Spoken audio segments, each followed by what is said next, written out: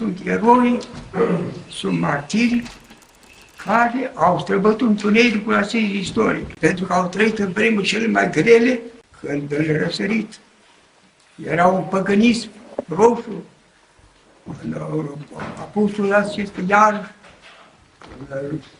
ateism negru, s-au întâlnit în poporul român aceste două concepții mari, de moarte și viață. E bine, un grup de tineri a luat cu prețul vieții lor să ridice la înălțime, la linia bisericii, această concepție creștină ortodoxă din țara noastră.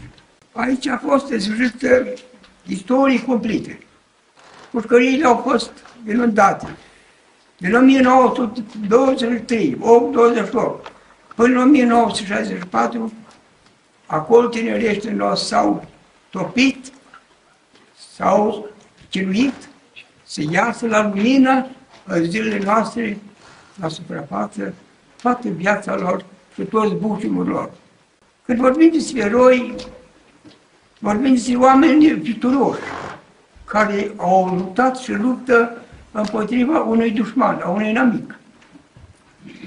E bine, aici nu s-a luptat cu un inamic oarecare, ci tineri care au ridicat în sfârșit armele spirituale, împotriva păgânătății atât de răsăricit ne-a pus. A fost niște tineri independenți, n-au fost legați nici de concept la realistă, nici de concept la leninistă. Au fost ei, prin viul lor grai și viață și inimă, au plecat, s-au dat jertfă, începând cu Moța Marin, când s-au tras cu gloanțele în fața lui Hristos. Ei au plecat acolo nu ca toți catolici sau ortodoxi, s-au dus pentru apărarea credinței noastre creștine. Creștini, când vorbim, ne gândim la omul de jertfă, la omul de dăruire. Creștin nu este un om care umblă pe stradă, să plimbă, aprinde o lumânare și iese de biserică, ia cucoana și merge departe. Nu, domnule. Viața creștină este jertfă continuă. Este o dăruire permanentă în viața noastră de toate zilele.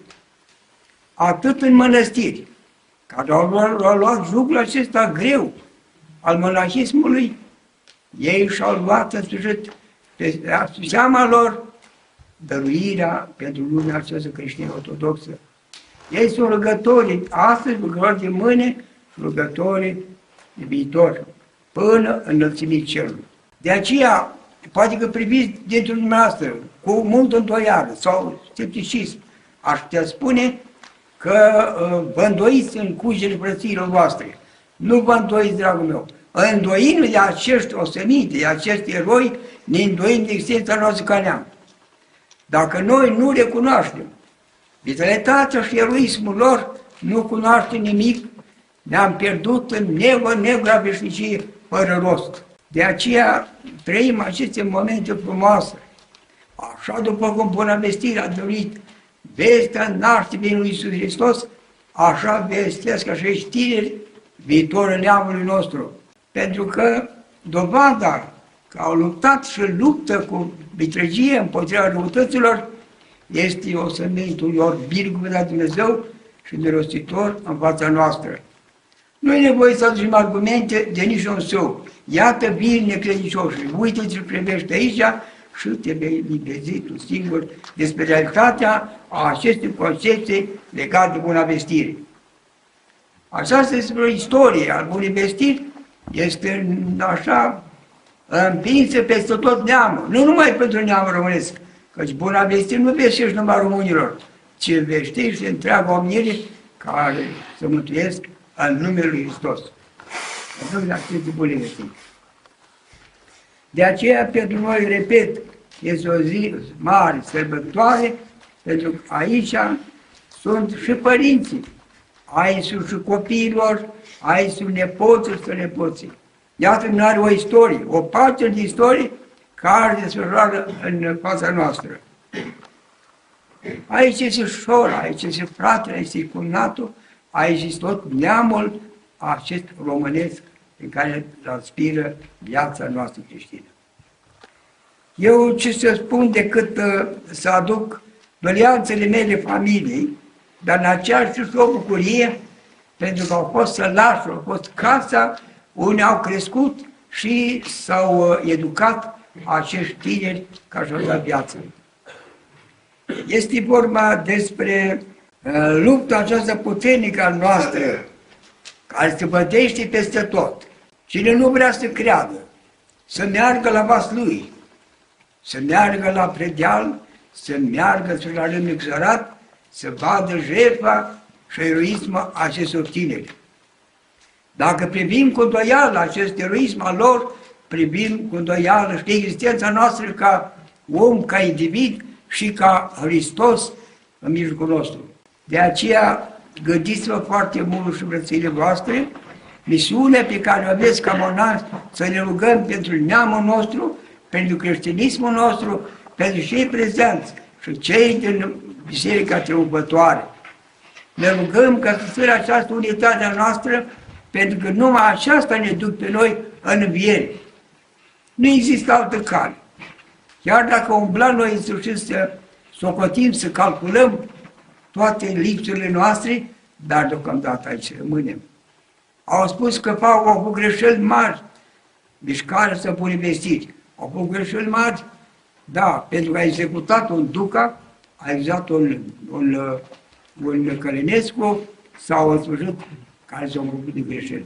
Dom'le, există două forme de apărare. Există o apărare din amicul dinăuntru și o apărare din amicul din afară. E bine, ei au luat această, în sfârșit, bărbăție și au apărat, au început să secere aici ca să vâră teama în a nu mai să întinde masoneria peste neamul nostru. Pentru că, am spus, această lucrare dinăuntru e cele mai mult mai periculoasă decât afară. Cum spune și cala, mai păzește-mă, Doamne, dușman, că de prieteni mă păzesc eu. De aceea și noi, la ora aceasta, avem datoria să întindem o rugăciune, să întindem către ei, ca să ne poată ajuta în aceste vremuri al ateismului care trăim. Nu trăim, să știți, o viață de mănăstire, facem o trenie, liturghie și vecernea. Sunt importanți lucrurile acestea, dar important să reprezinți vecernea, să reprezinți liturghia. Liturghia înseamnă dăruire, jertfă, și viața monahală este o dăruire și o jertfă. Nu e o viață sfârșit de, să spunem, de liniște, de compătimire, nu, Dom'le. Viața călărească e o viață de luptă, de necaz, de greu, de urcuș.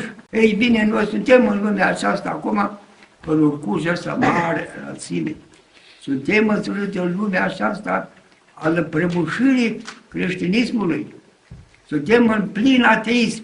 În Europa de Occident, Europa de răsărit. Suntem în acele ciocane, ca și acum 50-80 de ani. De aceea și nouă ne se cere foarte multă atenție să nu ne contopim cu lenevirea și cu moleșala acestei unități călugărești. Dacă vorbim despre monahul nostru călugăr, care a căzut aici în fața altarului și de ce vine, frate, avem viață pozicească. Avem viața pozicească, băieți, nu-i să mă retrag într-o colibă, să stau acolo să văd printre bârne dacă mi-aduce liba un bor. Viața călugărească e viață de post, de luptă, de necaz, de greutăți. De aceea și aici noi, când am cinstit aceste usenite și ori merge ori parte din ele care să o cotim că sunt îngropat, dar restul rămâne în sfârșit pentru închinarea celor care au credință și nădejde în viere.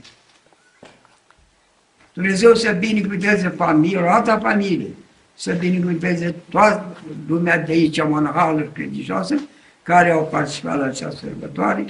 Doresc multă sănătate și bucurie să ducem cu noi vestea aceasta a bunei vestiri, a ostașilor care au urmat, într-adevăr, vestea cea bună. Domnul să vă binecuvânteze!